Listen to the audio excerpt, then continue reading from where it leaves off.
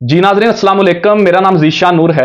2 जून 2023 को पाकिस्तान की सियासी और अस्करी क़यादत ने मिलकर एक बड़ा अच्छा इनिशिएटिव लिया था। उस इनिशिएटिव के मुताबिक एक प्लेटफ़ॉर्म कह सकते हैं, एक ऑर्गेनाइज़ेशन कह सकते हैं। उसका नाम रखा गया था SIFC। ये आपने अक्सर खबरों के अंदर भी सुना होगा, मुख्तलिफ टॉक शोज़ के अंदर भी इसका ज़िक्र होता है। और जब भी पाकिस्तान के अंदर पॉलिटिकल पोलराइज़ेशन होना शुरू होती है या अदम इस्तेहकाम की सूरत-ए-हाल होना शुरू होती है, तो इस चीज़ का ज़िक्र साथ लाज़मी किया जाता है कि ये सारी चीज़ें जो हैं, ये SIFC को सबोताज करने के लिए की जा रही हैं। बुनियादी तौर के ऊपर SIFC है क्या? ये बनाया क्यों गया था? इसका मकसद क्या था इस प्लेटफ़ॉर्म का? ये जानना बड़ा ज़रूरी है और बहुत सारे मेरे नाज़रीन जो हैं, उन्होंने शायद नाम ज़रूर सुना होगा, लेकिन उन्हें इतना डीपली नहीं पता होगा कि ये है क्या और इसका पर्पज़ क्या है। मुख्तसरन मैं आपके सामने रखूँगा कि SIFC बुनियादी तौर पर है क्या? और इस वक़्त पाकिस्तान के अंदर जो एक अदम इस्तेहकाम की सूरत-ए-हाल है 8 फरवरी के बाद, उसका इसके ऊपर क्या इम्पैक्ट हो सकता है। अब बुनियादी तौर पर इसको बनाने का मकसद क्या था? क्या हम वो मकासद हासिल कर सके हैं या नहीं हासिल कर सके? इसके ऊपर भी थोड़ी-सी बात करेंगे। नाज़रीन, 2 जून 2023 को पाकिस्तान की जो उस वक़्त की PDM की हुकूमत थी, जिनके चीफ एग्ज़ीक्यूटिव जनाब शहबाज शरीफ साहब थे, उन्होंने उस वक़्त एक बड़ी अहम मीटिंग की और जिसके अंदर उन्होंने ये डिसाइड किया कि हम एक प्लेटफ़ॉर्म बनाएँगे जिसमें जो GCC कंट्रीज़ हैं, यानी कि जो गल्फ़ स्टेट्स हैं, अरब रियासतें हैं, वो जो हैं वो इन्वेस्टमेंट करेंगी। उन्हें ये गारंटी दी जाएगी कि आपकी जो इन्वेस्टमेंट है वो सिक्योर रहेगी। आप वहाँ पर पाकिस्तान के अंदर आकर बड़ी आसानी के साथ आप इन्वेस्टमेंट कर सकते हैं। ये जो SIFC बनाया गया था, इसका इसका जो मतलब बनता है वो बनता है जी स्पेशल इन्वेस्टमेंट फैसिलिटेशन काउंसिल। इसका पूरा मतलब बनता है और इसके जो फाउंडर थे वो शहबाज शरीफ साहब थे। इसके जो मेंबर्स हैं, उनमें जो चीफ एग्जीक्यूटिव हैं तमाम सूबों के, यानी कि तमाम जो वज़राए आला हैं चारों सूबों के, वो इनके मेंबर हैं और इसके साथ ही साथ जो चीफ ऑफ आर्मी स्टाफ हैं जनाब आसिम मुनीर साहब, वो भी SIFC के मेंबर हैं।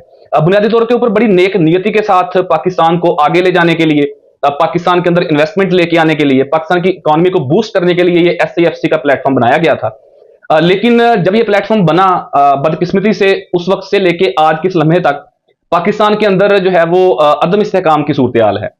पहले असम्बलियां तोड़ दी गई, फिर उसके बाद इलेक्शन नहीं हो सके 90 दिन के अंदर। फिर केयर टेकर सेटअप चलता रहा, फिर जब 8 फरवरी का इलेक्शन हुआ उसके बाद भी चीजें जो हैं वो सही समझ नहीं जा सकी, जिस वजह से इसका मेरे ख्याल में उतना खातर खा फायदा नहीं हो सका जितना होना चाहिए था। और इसके साथ ही साथ दूसरी वजह, हालांकि ये जो SIFC बनाया गया नाजरीन, इसकी एक पूरी ऑर्गेनाइजेशन है, पूरी टीम है। उसमें इसके डायरेक्टर भी हैं, इसके सेक्रेटरी भी हैं, ज्वाइंट सेक्रेटरी हैं, फिर तमाम यानी कि लाइफ स्टॉक और एग्रीकल्चर के ऊपर बड़ा फोकस किया गया इस SIFC के थ्रू।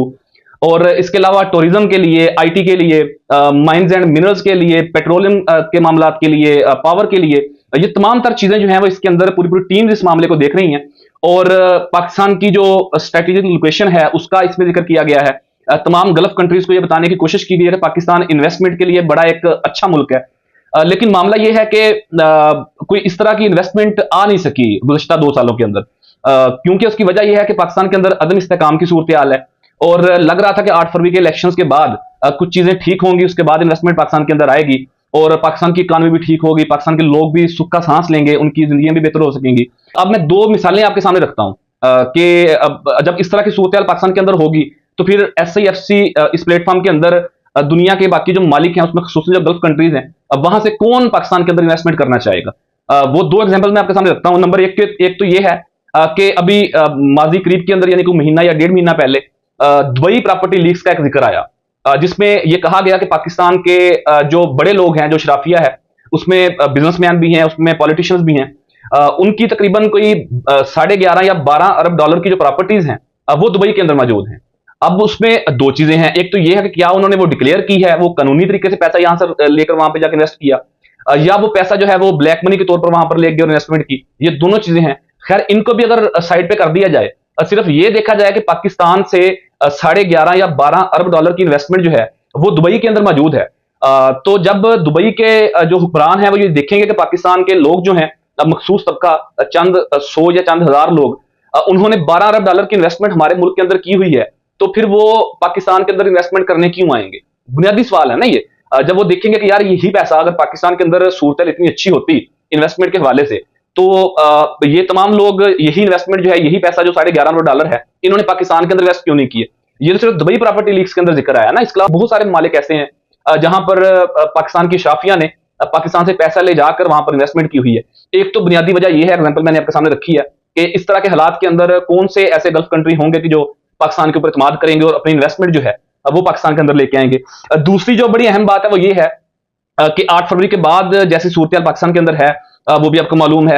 ये कोई चंद दिन पहले आपने देखा होगा कि पाकिस्तान तहरीक इंसाफ का जो मरकजी सेक्रेटेरिएट है, यानी कि मरकजी जो दफ्तर है उनका, वो इस्लामाबाद में G84 के अंदर मौजूद है। बहुत सारे लोगों ने वो देखा होगा जो इस्लामाबाद से ताल्लुक रखते हैं या जो इस्लामाबाद आते हैं।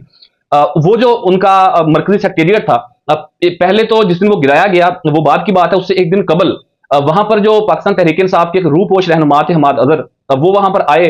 पुलिस को मालूम हुआ तो पुलिस ने वहां पर रेड किया। बड़ी तादाद के अंदर नफरी वहां पर पहुंची, और जिस वक्त वो नफरी वहां पर पहुंची उन्हें गिरफ्तार करने के लिए, उस वक्त वहां पर जो है वो इंटरनेशनल मीडिया मौजूद था, वहां पर इक़वाम मुत्तहिदा का भी एक वक्त मौजूद था। तो उनकी मौजूदगी के अंदर जो है वो पुलिस ने वहां पर रेड किया और सारे मामला किए। क्या वो इन चीजों को नोटिस नहीं कर रहे होंगे? फिर उससे ठीक 2 दिन बाद वहां पर सीडीए ने एक नोटिफिकेशन जारी कर दिया। खैर उसकी एक लंबी डिटेल है कि उन्होंने उसके अंदर क्या मौकफ अपनाया, कि हमने कब कब जो है वो पीटीआई को नोटिस दिए कि ये इलीगल जगह है, इसका जो रूफ टॉप है वो ठीक नहीं बना हुआ और ये इलीगल जगह के ऊपर बना हुआ है, पहले नोटिस दिए। वो खैर एक अलग बहस है, लेकिन आप देखें कि जो पाकिस्तान तहरीक इंसाफ है वो इस वक्त पाकिस्तान की सबसे बड़ी जमात है। उसके जो सर्कमस्टांसेस हैं वो उसके ऊपर बहस हो सकती है कि अचानक से इतना बूस्ट आया पीटीआई के अंदर, मतलब गुज़श्ता 2 सालों के अंदर। लेकिन 8 फरवरी के इलेक्शन में, 8 फरवरी 2024 के इलेक्शन में पाकिस्तान की सबसे बड़ी और मकबूल जमात जो है पाकिस्तान तहरीक इंसाफ है। और इतनी बड़ी जमात का जो मरकजी सेक्रेटेरिएट है, अगर उसके ऊपर इस्लामाबाद में यानी कि वफाक के अंदर बैठे हुए इस्लामाबाद की पुलिस, सीडीए का स्टाफ और बाकी जो डिस्ट्रिक्ट एडमिनिस्ट्रेशन है वो अगर इस तरह तरीके से हल्ला बोलेगी और चढ़ाई कर देगी, तो एक क्या मैसेज आएगा पूरी दुनिया के अंदर? यहाँ पर डिप्लोमेटिक इनक्लेव भी है, वहां पर तमाम एम्बेसीज हैं पूरे मालिक की। तो एक कॉमन सेंस की बात है ना, अगर मैं इस्लामाबाद में रह रहा हूं और मैं लाहौर के अंदर इन्वेस्टमेंट करना चाह रहा हूं या मैं सखर के अंदर इन्वेस्टमेंट करना चाह रहा हूं, तो मैं वहां पर अपने कुछ जाती जो दोस्त होंगे, जो तल्लुक वाले होंगे, मैं उनसे फोन करके पूछूंगा कि यार लाहौर के हालात क्या हैं, सखर के हालात क्या है, मैं यहाँ पर कोई इन्वेस्टमेंट करना चाहता हूँ। ये कॉमन सेंस की बात है। तो जो भी गल्फ कंट्रीज के या बाकी मालिक के कोई भी इन्वेस्टमेंट यहाँ पर करना चाहेगा, तो पहले अपने जो एम्बेसी है उससे रब्ता करेगा, उससे हालात पूछेगा कि पाकिस्तान के हालात क्या हैं।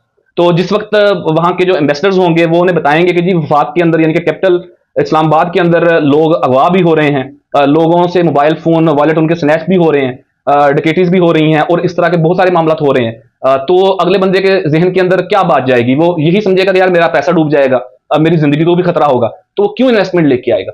बुनियादी तौर पर ये सारी चीजें एक दूसरे के साथ रिलेट करने का मकसद ये है कि इतनी नेक नियति के साथ जो 2023 के अंदर SIFC बनाया गया था, उससे हम उस तरीके से इस्तिफादा हासिल नहीं कर सके जिस तरीके से हमें करना चाहिए था, क्योंकि पोलराइजेशन डे बाय डे बढ़ती गई। 8 फरवरी का इंतजार था कि इलेक्शन होंगे, उसके बाद चीजें ठीक होंगी, लेकिन चीजें ठीक नहीं हो सकी, चीजें खराबी की तरफ ही जा रही हैं। तो ये वो सारी सूरत हाल थी। अब आप इसके ऊपर अपनी राय का इजहार जरूर कर सकते हैं कि क्या सूरत हाल आने वाले दिनों में बन सकती है। लेकिन मेरी तो दस बदस गुजारिश है पाकिस्तान के तमाम हुक्मरानों से भी और जो ताकतवर लोग हैं उनसे भी, कि ये तमाम पोलराइजेशन को मिल मिलाकर खत्म किया जाए और पाकिस्तान की इकॉनमी के लिए कंट्रीब्यूट किया जाए हर तरफ से, और ताकि बैरून मुल्क से इन्वेस्टमेंट आ सके।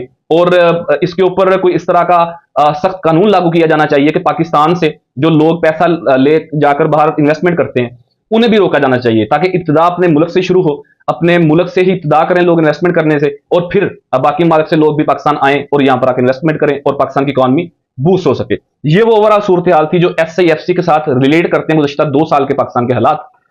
देखते हैं कि आने वाले दिनों में पोलराइजेशन कम होती है या बढ़ती है, और SIFC जो प्लेटफॉर्म है वो किस कदर ज्यादा अच्छे तरीके से काम कर पाता है। इस हवाले से फिर जो भी अपडेट होगी वो इसी प्लेटफॉर्म के थ्रू आप तक रखने की कोशिश करूंगा। अपने फीडबैक से मुझे जरूर आगाह कीजिएगा। अब तक के लिए इतने, अपने मेजबान ज़ीशान नूर की इजाजत दीजिए। अल्लाह हाफिज़।